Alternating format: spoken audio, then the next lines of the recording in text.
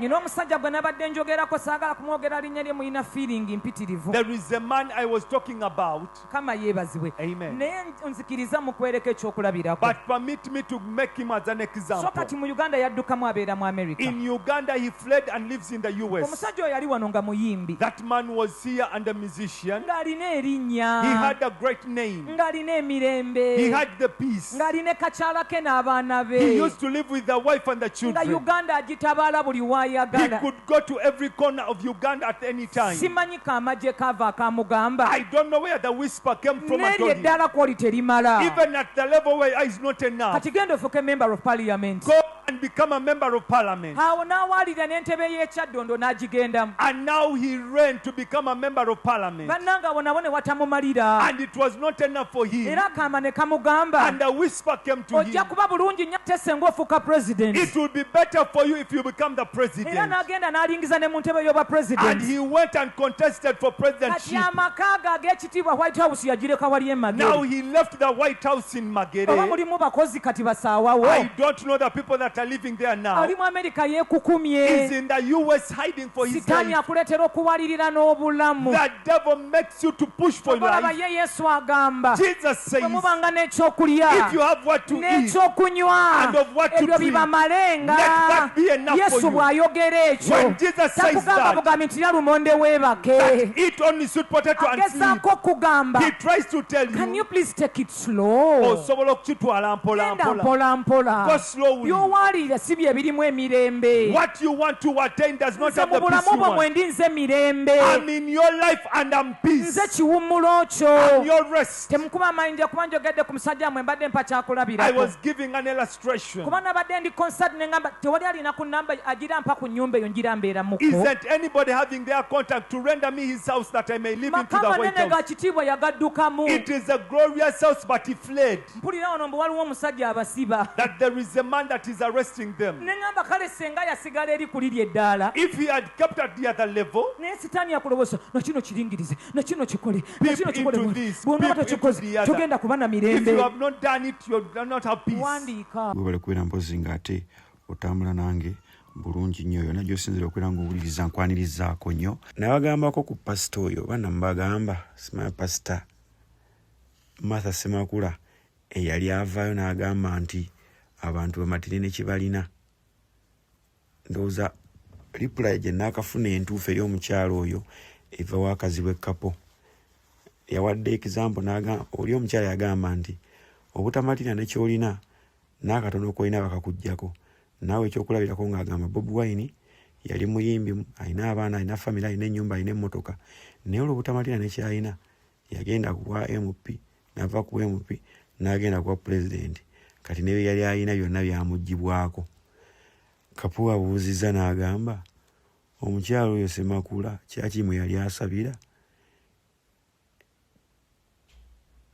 zaali tezimala ye okukola kyaki eyiye. Era lwaki teyakkiriza kusumbibwa? Lwaki ye ayagala asumbe? Ekyo kibuuzo omukyala ajja kyeddiramu. Ye yekka yalina okwolesebwa, abalala tebabeera na kwolesebwa. Abalala tebabeera na kwolesebwa. Abaana bamukozeeko ku social media bambi baŋŋambye ne gundi bagiggyeyo vidiyo ye naye agenda ogijjayo ku peegi yaabwe nga emaze okutambula ekimala, ng'emaze okutambula ekiwera. Ebyo nno weekanga ng'oluusi bye bikendeeza n'endiga zammwe lwensanga weebuuze lwaki mumulowooza abalokola abo baawukana bo baana ba Katonda, ebizibu ebyabyo byawukana ku by'abaana Uganda. Abalala nti nedda ebizibu byonna balina byebimu. Nti Bobi Wine bw'alwana, Besigye bw'alwana, obulamu ne butereera, nabo bennyini batereereramu.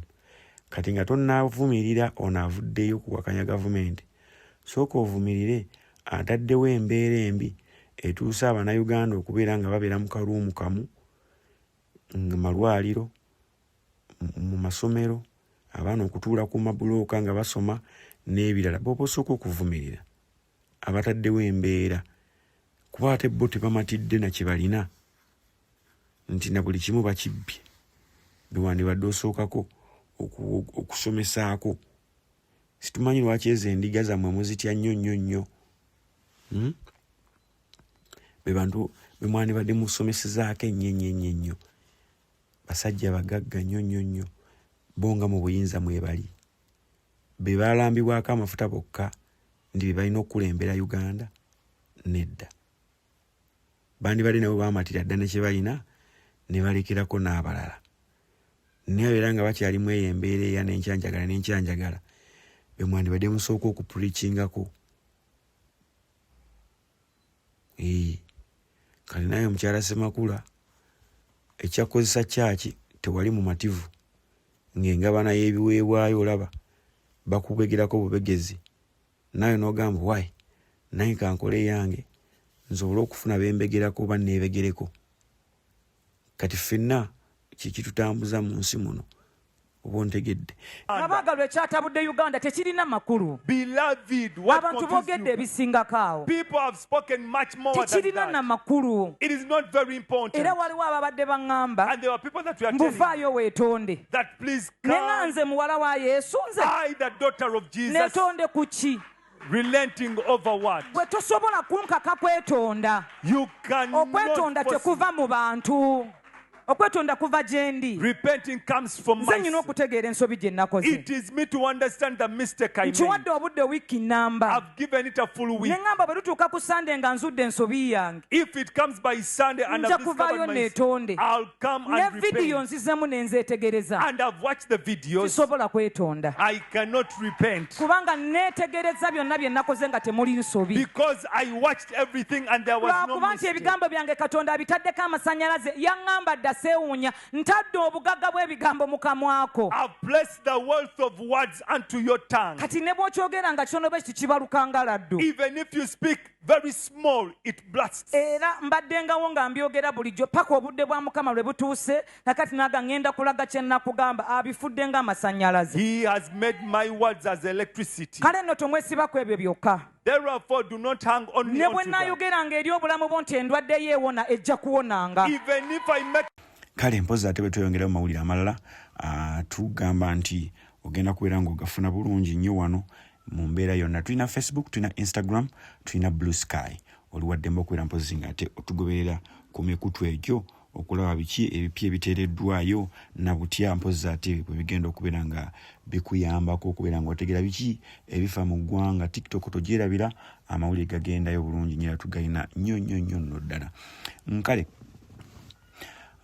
tutandikira amawulire mpozi ate aga Dr. Chris Baryomunsi ono nno nga mpozi munakibiina kya NRM era nga ye minisita w'ebyobulamu ensangi zino wa state era nga mpozi ndowooza babagamba engeri mpozi yalangira nti kino kisanja teri kwebaka basazeewo babeere nga bakola omulimu kakuyega ttaka ku ttaka buli wamu region babeere nga batuukayo nno. Kakati gye bufuddeko abalwadde mu ddwaliro ly'Embarara Hospital baali beekalakaasa nga balaga obutali bumativu engeri abasawo gye babayisaamu omujjuzo mu malwaliro obutabeerawo basawo okubagattika ono omulwadde wa TB ate alina omulwadde wa HIV ate bamutadde wamu n'omulwadde wa kawago kwegamba bonna nga bali mu rooms bali muli bali kintabuli nga bangi nnyo ng'oggyeko ekyo obutabeerayo ddwaliro muki obutabeerayo ddagala mu ddwaliro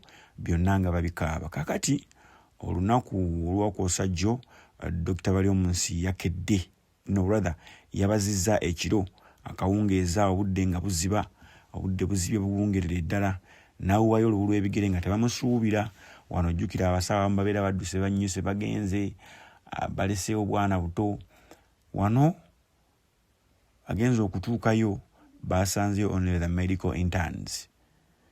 Basanzeyo baani ba medical interns nga bali mu kujjanjaba mpozi ate n'okulabirira abalwadde abaliwo nga the seniors bo tebali ku duty babeera bannyuse dda. Kano nno bwe tuddirayo wali nga sinagenda maaso ne story eno nti these medical interns ba mugaso nnyo nekyokka bw'olaba be bantu abaggyibwako obuyambi ne baggyibwako ensako yaabwe ne baggyibwako n'ebirala ne bagamba nno tebagenda kubeera nga baddamu okubifuna. bontegedde tebagenda kubeera nga baddemu okubifuna. Kino oluusi kyennyamiza nnyo obulamu bw'abantu nti kati bali omunsi kino kankikugambe bw'otambula amalwaliro gonna agasinga galimu ba medical interns kagabeere ga private oli afunayo obwana obukyasoma kasa kabeera nga kagezigezi kaleeta nateeka mu ddwaliro nabeera nga agira n'afunirako senior omu bali awo nabeera nga bakola supervision nga senior yabawadde ebiragiro. Kati ne malwaliro kabeere Mulago kabeere wa yonna. Imagine lino eddwaliro lya Mbarara Referral Hospital. Ndabye omwana nga awandiika n'agamba yiyi even the Banyankole.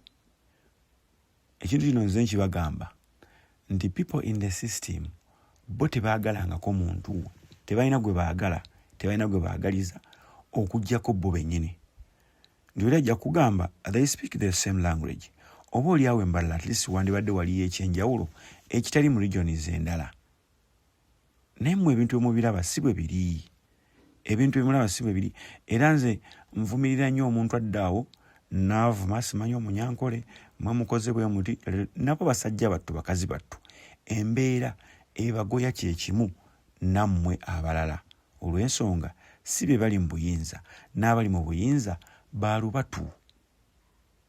Kati aba alsigadde the majority abatali mu buyinza basafaringa the same way nga naffe bwe tuli ababa mu regions endala. Kati just imagine olajja kubuuza naye Mulago ddala manya Mbarara Referral Hospital eri Mbarara wennyini ebeera etya nga terina buyambi nga most of these leaders gye bava mu regions ezo. But kitu kiddayo nti obuweereza service delivery kiva ku muntu kwagala. Omuntu bw'aba tayagala kuweereza era weekanga ali bw'atyo ng'ensonga ze azitambuza bw'atyo. Kakati nno wano Dr. Bali omunsi yamaze ne yeegattibwako mpozi ate akulira eddwaliro eryo. Ndowooza bamukubidde essimu bagamba ekiri eno waluguddemu dda. Wano nno yavuddeyo n'alaga obwennyamivu obuli mu ddwaliro lino, omujjuzo na buli kimu. Oba oli awo kino kyamulondedde naye embazi mukazi wattu nti abadde yakyadressinga dda naye ng'ate ye oli awo tebasobola kukola ki? Tebasobola kyadressinga bulungi, tebakiwadde budde nga tebasobodde kiwa budde. Kati wano ye yavuddeyo n'abalaga nti bannange omujjuzo kye kituufu tugulina. Twetaaga okuyambibwako ku ABCD ne wano ne wali. Ye ekiringa ekyamulidde kyabasawo oli awo butaba ku jjute. Naye ng'ate era stiiru naye ajja kugamba nti gundi ne gundi bali balina okubeera ku jjute. Bamubuuze bamonitalinze nti tebalina lipooti yonna gye bampadde. Ba in charge be bavunaanyizibwa ku ekyo.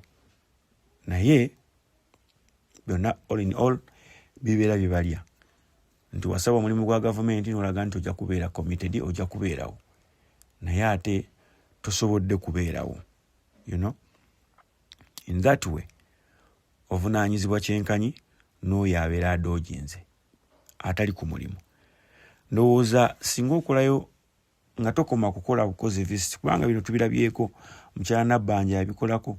Jjukira omwana namawulire yali wa Galaxy yavaayo n'akuba story n'agamba mu mukono abasawo tebabeerayo tetulina ddagala tukola ki? Nabbanja n'avaayo n'awakanya bubi nnyo n'alagira ne munamawulire bamukwate. Ate yennyini we yamala n'agenda n'akola round visits ezo biki n'asanga ng'omulenzi byayogera bituufu bati byakomaawo. So bali omunsi act bw'obanga olina ky'ozudde you act. Abeetaaga okubonerezebwa babeere nga babonerezebwa. Tani omuntu okubeera eyo asuubirayo ekigenda okukyuka era bisigale nga bwe byali nga bwe babyogerera. Bo nga bo abajjanjabi b'abalwadde bagamba ffe tujja n'abalwadde baffe ng'omulese mujjanjaba ndwadde endala bati olw'omugotteko weekanga ate omuntu afunye obulwadde bulala. Weekanga ate afunye ki? Afunye bulwadde bulala.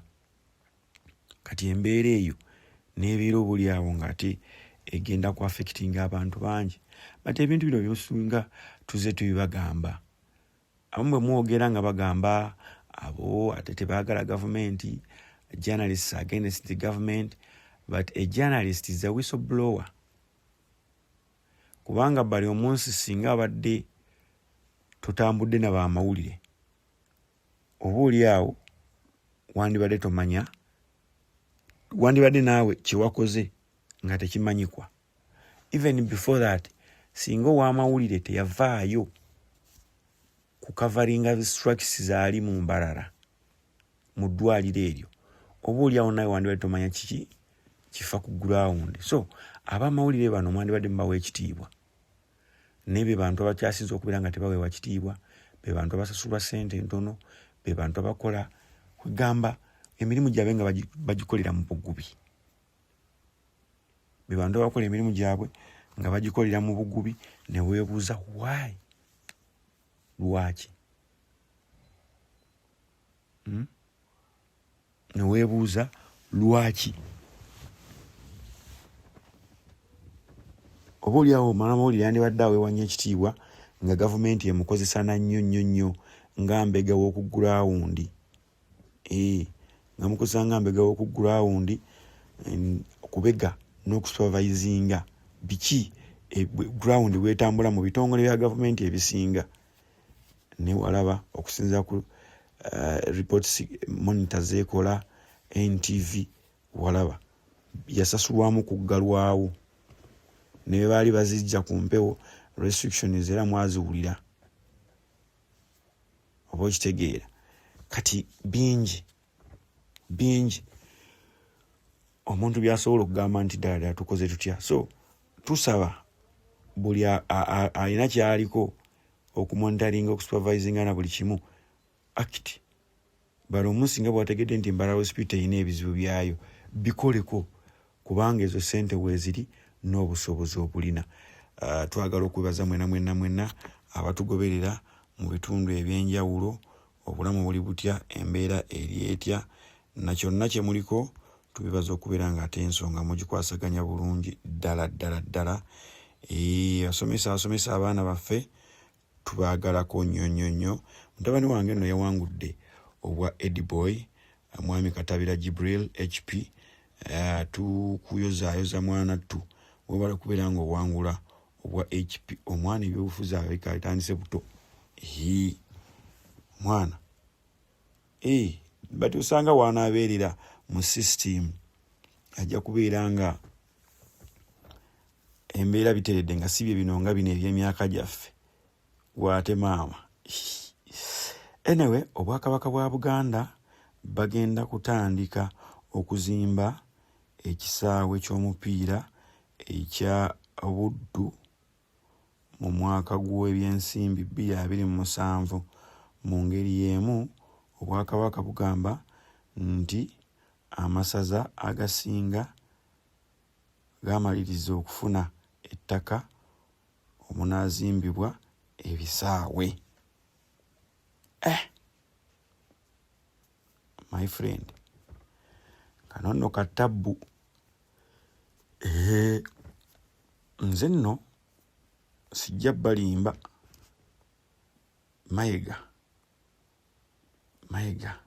Katikkiro entalo zalwanye tuzirabyeko nnyingi, ne tumuwe credit musajja waffe.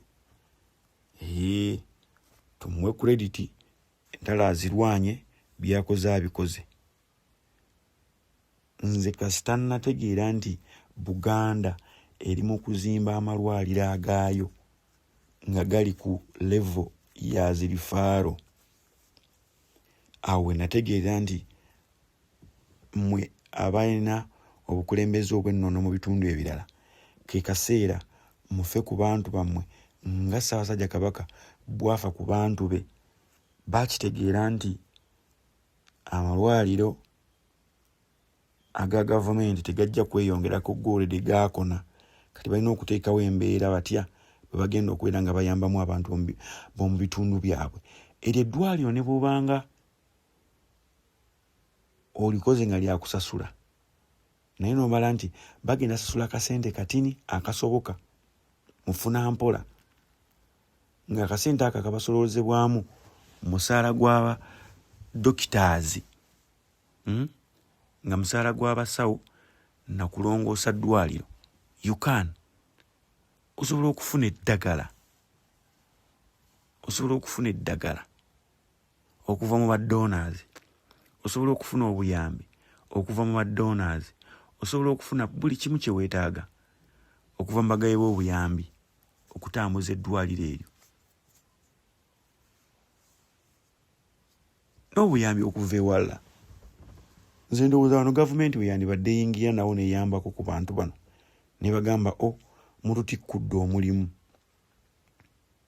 Oba oliawo kati ebisaawe ebizimbibwa for instance kati ekyo kya Buddu kiba kiyambako time tulina AFCON biba bisobola okubeera nga nabyo abiyambako kuba nalayo pulaani yakyo standard ogirabira ddala nga yeeyo nga bwolaba zinnamboole kati ekyo ekisaawe ekizimbibwa standard oba ogiraba nti tulina AFCON basobola osambira e Hoima ne basambira e Namboole ne bagenda mu eyo mu Buddu Stadium. Kati bino nga bw'ogamba nti masaza bali mu kukola practice ebyo training ne babeera nga bakolera mugana mu bino ebyamasaza biba nga byosi binene kutuuka ku standard eri. Waliwo omusajja yakola statement n'agamba nti obuzibu bwa Buganda busimbulizibwa era ku buzibu bwa America nti Omumerika ali proud nnyo the same way n'omusajja Omuganda omukyalo Omuganda nti beewaana nnyo, si kwewaana wabula beeyagala nnyo. Omumerika w'abeera ali aba ayagala bafiiringe nti Omumerika waali. Kyova olaba bagamba Air Force One eno ennyonyi ya pulezidenti w'eggwanga lya Amerika ku ttaka weebeera eri mu bwengula weebeera eri ebeera Amerika. Singa ejja n'epaakinga ku kisaawe ky'entebe ekyennyonyi awo kati awo entebe aba afuuse Amerika. Kati n'Abaganda bwe batyo ekikwatagana ku Buganda nze kino nkugamba Katikkiro singa oddamu n'oyisa n'ogamba kati bannaaye tugenda kusonda ssente za kuzimba bisaawe n'amalwaliro nga bwe wasonda ssente z'ettaffaali nga Katonda mu ggulu mu mwaka gumu ebyo ebintu ojja kuba omaze obbisonda nga biweddeyo kubanga babeera bamanyi cause gy'oliko. Tebiringa bya Uganda nti tuwa omusolo nga gwankanu naye nga tetumanyi gye gulaga wabula nga gukusabukusa bantu ba Lubatu. Omusolo ogwo nga gukusabukusa bantu ba Lubatu oba muntegeera omusolo nga gukusabukusa bantu ba Lubatu.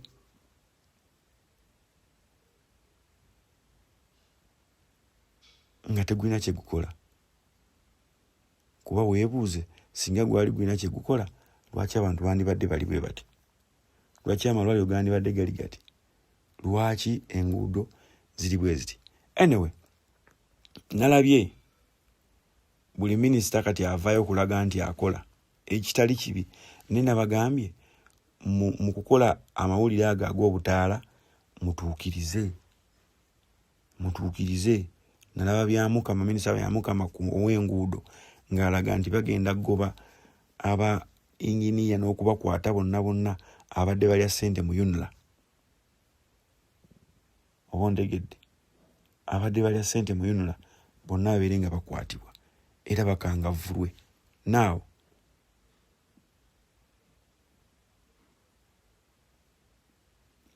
njagala otegeere kino. Singa temu akitinga kati nga mukomya mu byamawulire nammwe bagenda bakwata, nammwe mugenda swazibwa, nammwe mugenda kubeera nga temulina njawulo nababaddewo. Oba ontegeera. So ku nsonga y'ebisaawe n'amalwaliro tujja kwebaza Katikkiro wa Buganda Charles Peter Mayiga ate mpozi n'abakulu bakola nabo kati namwe bakola nabo ezo zibeere challenges mubeere okusoomoozebwa mukoze mutya okuteeka Buganda ku ntikko tusigaze legacy nze ngenda ntunulira ebizimbe ebyo ebya Buganda ngamba bano bagaya abasookawo nga baali organized nnyo ng'olabira ddala ezo administration blocks like Bulange n'otunuulira ezo Zitwekobe n'ogenda ku Magombula n'osangayo ezo ezaali zikolanga ekkooti ng'olabira ddala bagayi baali organized nga kati gwaliwo w'essaawa zino olina ku digital omulembe gwo kwegamba gw'amaanyi nnyo nga tosobola na kuteekawo nkyukakyuka gwali exposed ku technology nkyukakyuka yandibadde nga yaluma dda ng'etambula bulungi nnyo kale tubeebaza ebisaawe nno bizimbibwe mwe bayinginiya abaakabi abatuufu ate temukola butaafu okubeera nga kati nga bwola ekisaawe kya Nakivubo Ahamu kye yazimba yakizimba bulungi but ate n'akiteeka ku mbeera n'akimma ebintu ebimu oba oliawo ebyandibadde bituteeka ku mutindo gw'ensi yonna okubeera nga nakyo kisambibwamu aba Afcon n'ebirala otegeera kati byaffe tubizimbe mu mbeera standard ennungi ddala eri ku mutindo gw'ensi yonna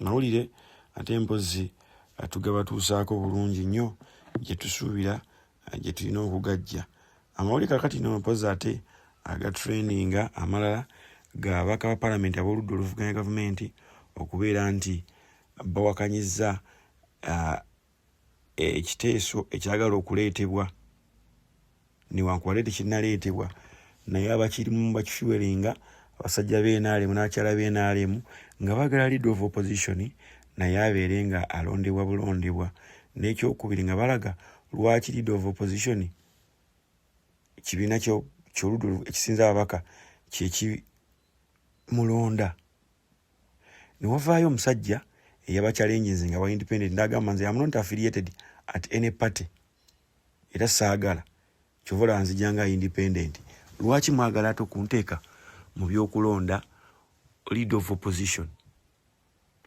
kuba okusinzira mu nnongoserezo gyayagala okukola ayagala ekibiina ayagala ekifo ekyo alimu alondebwe bulondebwa ab'opposition n'aba independent nejjukira most of the independents abasinga abajja bajja nga bamaze bajja mu bumyufu bw'NRM nga babawangudde mu bumyufu oli n'asalawo okujja independent oli n'asalawo okujja nga independent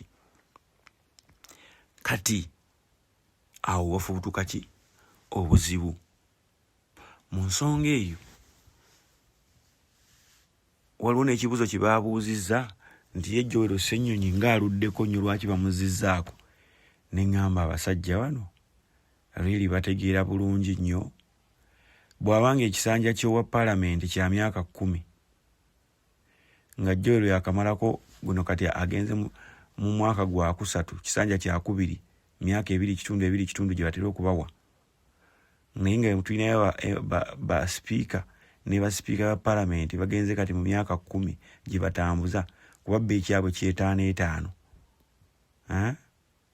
mutemulaba nti ebibuuzo muyibuuza abantu bakyamu speaker wa palamenti atwala emyaka 5 ne deputy we taye bw'ali mu kisanja kya 2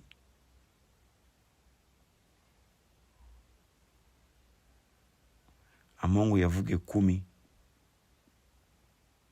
actually taye bw'alinga mu kisanja kya 3 kuba yali ku bushiri ndowooza nejjo lutanaza na myaka 5 naye akafuka alimu kabaluma president wa NRM ebbanga lyamaze ku bukulembeze obwaliko mwandibadde temukyabuuza naye buuzo bimu nekyo nakyo kiri oba Joel ali mu palamenti oba tali mu palamenti nga leader of opposition yajja bazoganya yajja kubazoganya omulimu gwe gwakuyimirira ku fulo kukiikirira kibiina kye mugenda mugaana okwogera newe muteekawo ali dormant nga tayogera tekigaana bali active kwogera. Ebyo nze bibagamba. Gwe ne bumwagala mu test structure za parliament era abantu babeera babalaba. Ebintu bya mutimbagano kati temukyalina kye mukweka. Temukyalina kye mukweka. Tuddeyo ku mabega wali eri ku nsonga z'abampuuga. Bobi Wine yabagamba ne munenya Bobi Wine era yakoze bibi nnyo. You ended up exposing your what? Your mates. Bannamwe benyiri ate mwa ending up nga mbe exposing nze mutulire omukyala Anita Among kuli Sobore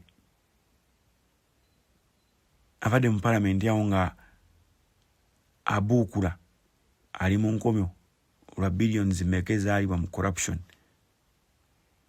Yazinanga obuzina we are in the thing. We are in the thing ng'alina Anita Among. We are in the thing. We are in the thing. Tuli mu kintu. Byonna bye mwanenya Bobi Wine mugenda mugamba mbuki. Nze nabawa amagezi. Ndiwe mulaba ebintu opposition byavuddeyo nayogerako. Mubikoleko okunoonyereza mu acting. Nina ba minister benda babiri. Actually si babiri nabawadde bya Mukama kati Nammere ne Baramu. Bali mu region ya Busoga eyo bagenze mu masomero, bagenze mu bitongole ebyenjawulo, bagezaako okwanika obuziina n'ebikyamu ebibadde bikolebwa abakulembeze mu bitundu ebyo. Nammwe mbagamba temukomaawo mu kukola butaala. You act.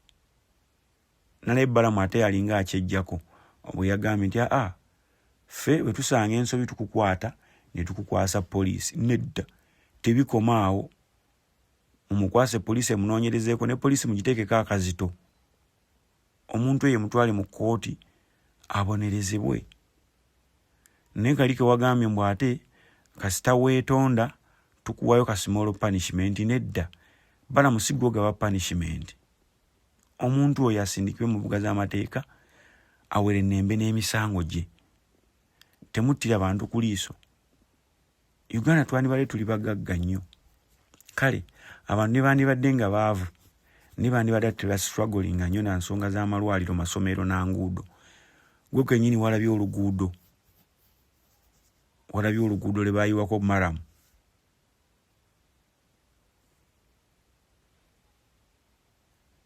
Ng'enkola gye baalukola nvuluga.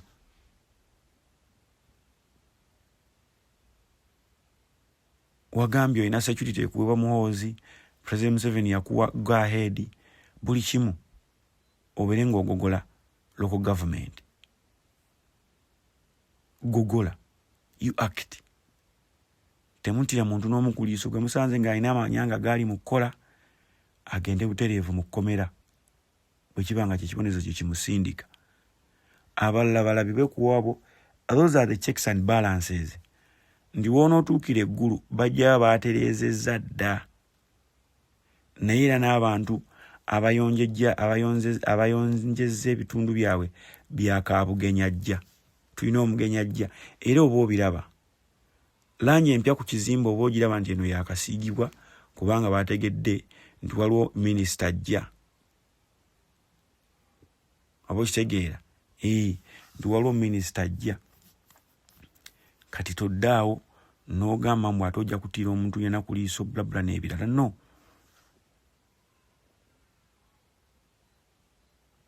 Totira muntu ku liiso. Naye kati ogenda n'olaba be bakutte ku bya corruption ddakiika emu bbiri nga bafunye okweyimirirwa. Ne weebuuza lwaki beeyimirirwa. Lwaki beeyimirirwa? Basasule sente ezibabangibwa buli kimu kye bakoze mu ndennemuovu bikolobero. Sente ze babbye batunde ebintu byabwe zikomewo zikole ebintu bye zaali zirina okukolebwa. Bave mu eyo. We are in the thing. We are in the thing. Nammere Balamu byabakama bali munsi bye muzuddeko. Take action. Take action. Gowuliza buuliza opposition ayogedde ki? Senge juga wano wandibaawe gumba. Teekawo okunoonyereza. Take action. Otegedde. Otabeereddeewo naye social media zaffe zibadde zikola amawulire mwagalaba ag'okutiibwa kwa Muwanga Kivumbi Honorable owa Butambala mpozi ate eyali akiikirira Butambala. Baamuta leero enkeera aba agenda mu bantu be alina speech gye yakola ggulo limu ate n'akwatibwa n'agamba bankutte wano eno nga bantiisatiisa biki naye nze bwenti ne bwenti. Yayogera bingi nnyo n'agamba Anita Among oyo laddu yamukubye mukyala wa pulezidenti oyo obulamu butono ne pulezidenti amaanyi takyalina kati waliwo mutabani we waddanga ate naye si wasuubidde nenye eritiisa. Ebyo ebigambo abantu bagamba nti oba oli awo bye byagisizaamu okumukwasa kubanga yali aweze enkolokooto nti kaddayo ku kitebe ye nga deputy president wa Buganda region kuddayo kutereeza oba ali mu parliament atali mu parliament agenda kusigala ng'ayogera n'okutandikawo olutalo olujja eri egavumenti ya Uganda. Abantu ne bagamba ne bw'aba neirizi ng'agisiibye mu kiwato aba alimba. Tasobola.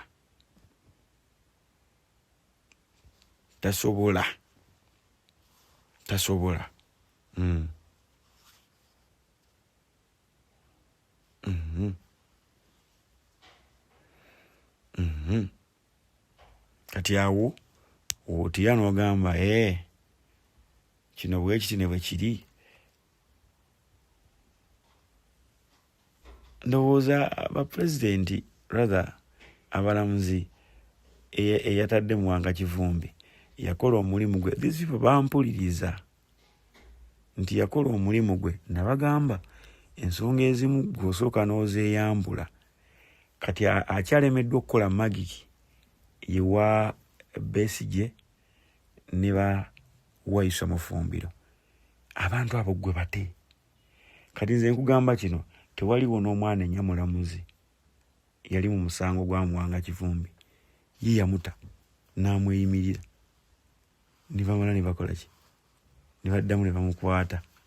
Oba ontegeera kati baddamu okumukwata ye aba yakivuddemu. Nze nakola ogwange nakola ki nata omuntu wammwe namuta. Omuntu wammwe namuta agenda alwanirirweko ewalala. Abantu bano atlesi mulina okukeepinga on nga Katemba mumuteekawo nga mulungi. Kati mu kuwampibwa kwa Muwanga Kivumbi tewaliwo ayogera ku mulamuzi. But singa omulamuzi yali amumya okweyimirwa n'addayo yeyandibadde ayogerwako yekka omulamuzi. But essaawa zino tewali ayogera ku bubi bwa mulamuzi. Obubi buli mu abo abaddamu ne bakwataani Muwanga Kivumbi. Oba oli awo ebisinga ku Muwanga Kivumbi yabyogera ng'akisuubira nti era bagenda kuddamu bamukwate. Kuba akimanyi ebintu bya Uganda bwe bityo.